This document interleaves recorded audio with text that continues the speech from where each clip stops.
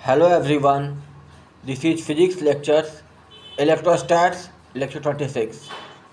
अब मैं आप लोगों के साथ दो तीन प्रॉब्लम और डील करूँगा। देखिए पहला प्रॉब्लम क्या कह रहा है कि सेंटर पे कोई -2q चार्ज है, -2q, तीन चार्ज है +q और +q, तीनों जो है इसके चारों ओर घूम रहा है गोल गोल, ठीक है, कांस्टेंट स्पीड से। एक इंस्टेंट पे ये उसका डायग्राम है, किसी इंस्टेंट पे वो घूम रहा रहता, घूमते रहेगा, लेकिन किसी एक खास इंस्टेंट पे सबका पोजीशन ये है, ये +q, ये +q, ये +q, ठीक है। सेंटर पे -2q चार्ज है, रेडियस r है। हम लोगों को बताना है स्पीड ऑफ चार्ज कितना होगा, ठीक है। अब समझिएगा एक बात, जब भी मैं बात बता रहा हूँ, जब भी कोई चीज़ किसी के चारों ओर घूमता है तो समझ लीजिए उसके पास टोटल एनर्जी निगेटिव है, यानी कि वो बाउंड स्टेट में है। बाउंड स्टेट मतलब टोटल एनर्जी निगेटिव होता है। जैसे अर्थ सन के चारों ओर घूमता है तो उसका टोटल एनर्जी निगेटिव होता है। तो भाई देखिए, अर्थ घूम रहा है तो उसके पास वेलोसिटी है, यानी कि मोशन में है, यानी कि उसके पास काइनेटिक एनर्जी होगा। वो कितना होगा? 12mv²। हाफ पॉजिटिव मास पॉजिटिव, वेलोसिटी का स्क्वायर पॉजिटिव, तो positive positive positive, overall positive. तो काइनेटिक एनर्जी हमेशा पॉजिटिव होता है। लेकिन घूम रहा है तो उसके पास पोटेंशियल एनर्जी भी है, because they have masses. Sun has mass and earth has mass, तो ग्रेविटेशनल पोटेंशियल एनर्जी होगा, ठीक है, तो वो निगेटिव में होगा। तो अब देखिए, निगेटिव क्वांटिटी बड़ा होना चाहिए और पॉजिटिव क्वांटिटी छोटा, तभी ओवरऑल निगेटिव आएगा, ठीक है। इसीलिए ग्रेविटेशनल पोटेंशियल एनर्जी अर्थ का ज़्यादा निगेटिव होता है than the positive kinetic energy. वैसा ही दूसरा एग्जांपल होता है कि इलेक्ट्रॉन भी एटम के अंदर न्यूक्लियस के चारों ओर घूमते रहता है।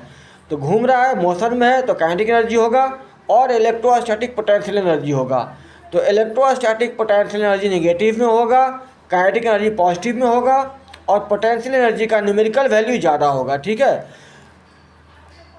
अब देखिए, ये जो चार्ज है, अगर कोई चीज़ कांस्टेंट स्पीड से घूम रहा है तो समझ लीजिए उस पर जो नेट फोर्स, हो सकता है कि बहुत सारा फोर्स काम करे, लेकिन जो नेट फोर्स होगा वो हमेशा, अगर कांस्टेंट स्पीड से गोल गोल घूम रहा है तो नेट फोर्स जो होगा along the radius towards the centre काम करेगा, और उसको बोलते हैं नेट फोर्स को सेंट्रीपिटल फोर्स, ठीक है। तो समझिएगा, जब इस पोजीशन में दोनों चार्ज होगा, ये +q, ये -q, तो दोनों के बीच में इलेक्ट्रोस्टैटिक फोर्स ऑफ अट्रैक्शन होगा। वो कहाँ काम करेगा? Along the radius towards the centre. वो कितना होगा? kq × 2q/r², ठीक है। अब समझिए दूसरा, ये इस पर रिपल्सिव फोर्स लगाएगा उस तरफ, ये इस पर रिपल्सिव फोर्स लगाएगा उस तरफ, ठीक है। तो उसको यहाँ पर रिजॉल्व कर देंगे। ये मान लीजिए F2 लग रहा है, ये भी F2। अब समझिएगा, ये इक्विलैटरल ट्रायंगल है, ठीक है, तो ये 60 होगा, तो आधा कितना हो जाएगा? 30 डिग्री। समझ में आ रहा है बात? ये 30, ये R, तो ये बन जाएगा आइसोसेलेस ट्रायंगल, ठीक है। सॉरी, ये जो ट्रायंगल है, ये वाला छोटा वाला, ये वाला, वो आइसोसेलेस ट्रायंगल बन जाएगा। तो ये भी हो जाएगा 30 डिग्री, ये भी हो जाएगा 30 डिग्री। तो अगर ये 30 हो चुका है तो ये भी 30 हो जाएगा, ठीक है। तो इधर F2 है तो F2 sin थीटा, इधर F2 है, इस वाले चार्ज का फोर्स तो, और इस वाले चार्ज का फोर्स दोनों लग रहा है, तो F2 sin theta, F2 sin theta एक दूसरे को कैंसल आउट कर देगा। तो ऊपर क्या लगेगा? Net 2F2 cos theta. Theta कितना है? 30 डिग्री। अब रहा बात F2 का कितना होगा, ठीक है। तो देखिए, वो F2 क्या होगा? इन दोनों के बीच का रिपल्सिव फोर्स, वो कितना होगा? kq × q बाय ये डिस्टेंस का स्क्वायर। अब ये डिस्टेंस निकालना है तो क्या होगा? अब समझिएगा, अगर इसको नीचे बढ़ा दें तो ये बन जाएगा एक राइट ट्रायंगल। तो ये जो है, ये अगर इसको आगे नीचे बढ़ाते हैं तो ये एंगल 30 है, ये बन जाएगा perpendicular in this small triangle. तो sin 30 का मान क्या हो जाएगा? ये बटा हाइपोटेनस। हाइपोटेनस कितना है? r, और sin 30 का मान कितना होता है? हाफ। तो वहाँ से ये वैल्यू आ जाएगा r/2। अब ये r है, ये r/2 है, तो ओवरऑल कितना हो जाएगा? 3r/2। अब फिर लगाएंगे ट्रिग्नोमेट्री इस ट्राइंगल में, ठीक है। तो ये बन जाएगा हाइपोटेनस h मान लेते हैं, और परपेंडिकुलर कितना हो जाएगा r प्लस r/2 यानी कि 3r/2।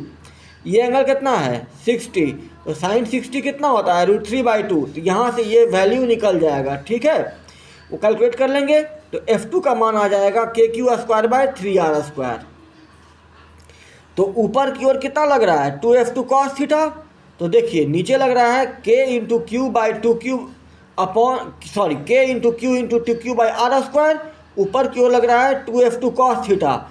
थीटा कितना है 30 डिग्री। F2 का मान कितना है KQ²/3r²। तो नेट फोर्स क्या हो जाएगा, नीचे का फोर्स माइनस ऊपर का फोर्स, वो कैलकुलेट कर लेंगे यहाँ पर। वो आ जाएगा 2KQ²/r² माइनस √3 KQ²/3r²। वो कैलकुलेट कर लिए, इतना आ गया, ठीक है। अब समझिएगा, तो जब भी नेट फोर्स लगेगा, जब गोल गोल घूम रहा है तो नेट फोर्स लगेगा along the radius toward the centre. उसका वैल्यू हम निकाल चुके हैं। वो हमेशा होता है सेंट्रीपिटल फोर्स उसको बोलते हैं। और जो नेट फोर्स होता है सेंट्रीपिटल फोर्स, उसका मान हमेशा होता है mv²/r। तो जो फोर्स निकाले हैं उसको mv²/r से, ये r काटा हुआ नहीं है, ये r है, ठीक है, mv²/r से इक्वेट कर देंगे, ठीक है। तो यहाँ से वेलोसिटी निकल जाएगा। वो कितना निकलेगा, हाँ, तो यहाँ से वेलोसिटी कितना आ जाएगा KQ² 6 × 6 माइनस √3/3mr होल का रूट। अगला सवाल देखिएगा, दो आइडेंटिकल मेटालिक स्फीयर है, दोनों के बीच जो रिपल्सिव फोर्स है वो 2 × 10⁻⁵ न्यूटन है, ठीक है। दोनों पे सेम अमाउंट ऑफ चार्ज है, दोनों आइडेंटिकल स्फीयर है। तो निकालना, उसके बाद क्या हो रहा है कि कोई तीसरा आइडेंटिकल स्फीयर को B से टच करवाकर दोनों के बीच में रख दिया गया है।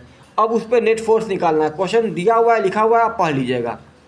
अब समझिएगा, जब दो मेटल, ठीक हो, ये चार्ज मेटल रहे या एक चार्ज एक अनचार्ज रहे या कैसा भी रहे, ठीक है, दोनों को टच करवाते हैं तो क्या होता है कि दोनों में चार्ज ट्रांसफ़र होता है। कब तक, जब तक कि दोनों का पोटेंशियल सेम ना हो जाए।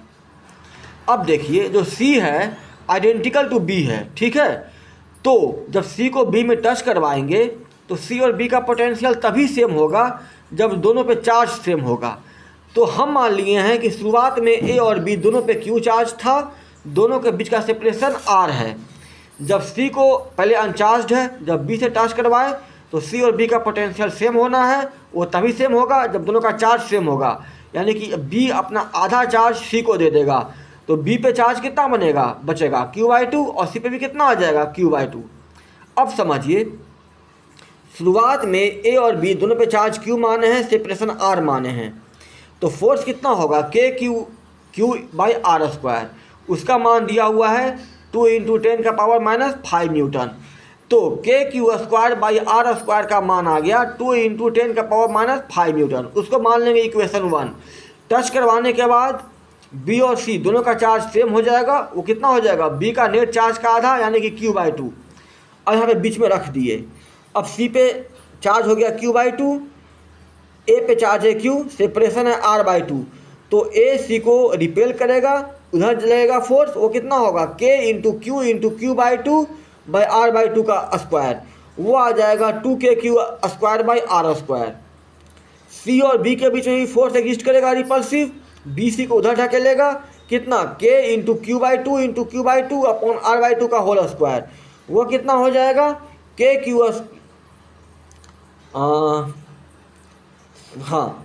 तो KQ²/r²। कहाँ, इस तरफ। तो नेट फोर्स FC पे कितना होगा, देखिए CA का फोर्स बड़ा है, CB फोर्स छोटा है। तो बड़ा फोर्स माइनस छोटा फोर्स कितना हो जाएगा KQ²/r² उस तरफ। और KQ²/r² का ही मान दिया हुआ था 2 × 10⁻⁵ न्यूटन। तो C पर नेट फोर्स अभी कितना लगेगा 2 × 10⁻⁵ न्यूटन राइटवर्ड्स। अगला प्रॉब्लम देखिएगा।